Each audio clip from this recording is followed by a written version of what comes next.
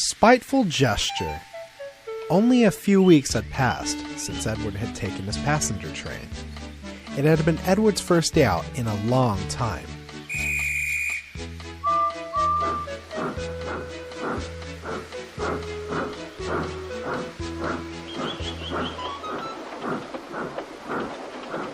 And almost all the engines had given Edward their full support. However, two did not. Gordon and 98462 were quite displeased with Edward.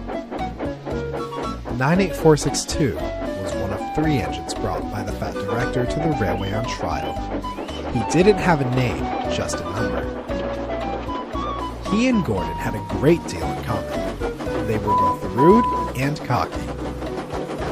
However, unlike Gordon, he never seemed to know when enough was enough.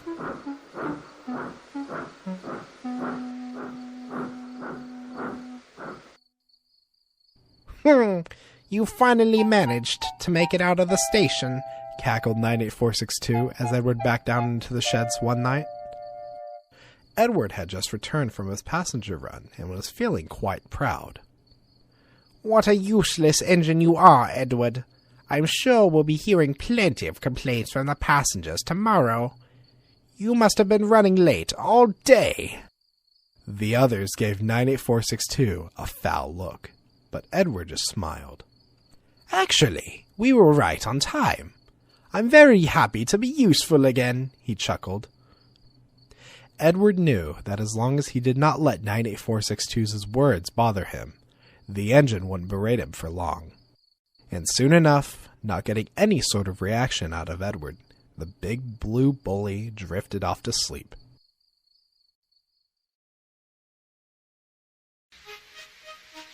As Edward was now working regularly on passenger trains, the Fat Director extended the timetable to run later into the evenings. This now meant Edward, Gordon, and 98462 would be running the passenger service all across the island. Edward had his doubts, but was determined to work his hardest.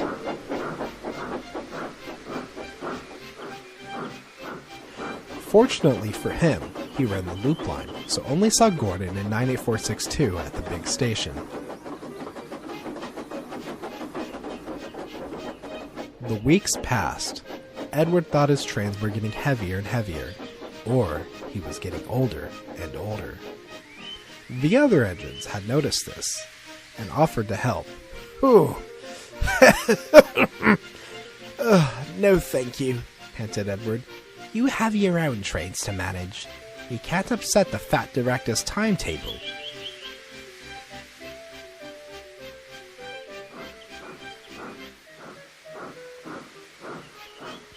Little did Edward know, 98462 heard everything, and he made a plan. Edward arrived at the big station to collect his first passenger train. When he arrived, he saw that there were no coaches. Thomas must have woken up late again, he thought. He was just about to go collect some more when 98462 came hooting and wheeshing into the platform with Edward's coaches. No need to fret, he said snootily. I'll be taking your train today. We mustn't upset the Fat Director's timetable. He laughed loudly as the guard blew his whistle and set off. Edward was upset, but he thought it was best to get on with his work.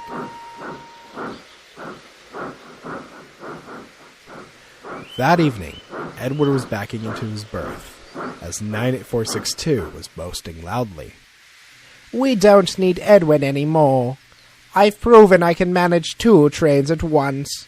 Why keep him around when all he does is get in the way? Edward helped build these rails that you run on, fumed Thomas. Without him, none of us could have a railway to work on. 98462 interjected. He's a thing of the past.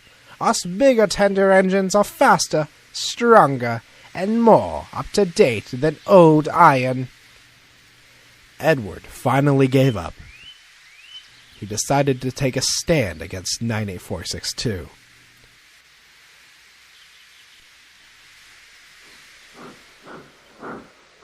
The next morning, he woke up earlier than usual to collect his coaches and make it to the platform before 98462.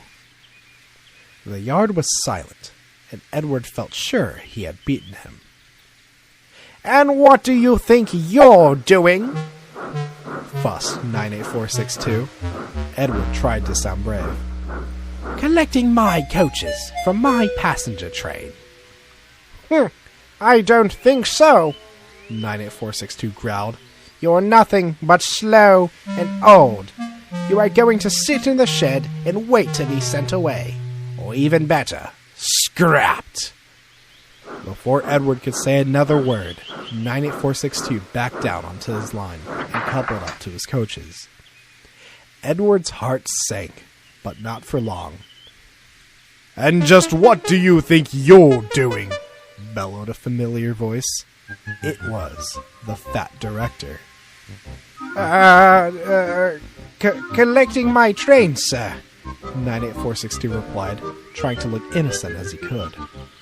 "From what I've just seen, that is not the case at all.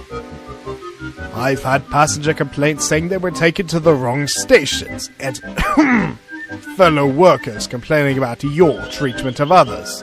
98462's face turned white as a ghost.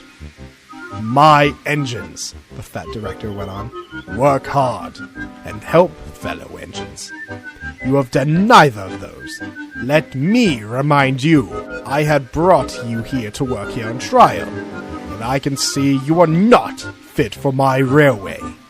You shall go back home to the other railway tonight. For now, I want you to go back to the sheds immediately." 98462 couldn't muster up a response, so he sulked back to the sheds. The Fat Director turned to Edward. "You must understand, Edward, you are one of my engines. You might not think so, but you are not alone on this railway. If you have any troubles, you must come and see me right away. Understand?" Edward could see from his warm smile that the Fat Director was told everything. He looked across the yard and saw Henry and Thomas smiling back. "Now, you have a train to pull. Then after that, I want you to have a nice long rest." As he set off, he felt his position on the Fat Director's railway was secure, and had no more troubles from that day on. That was, until Gordon...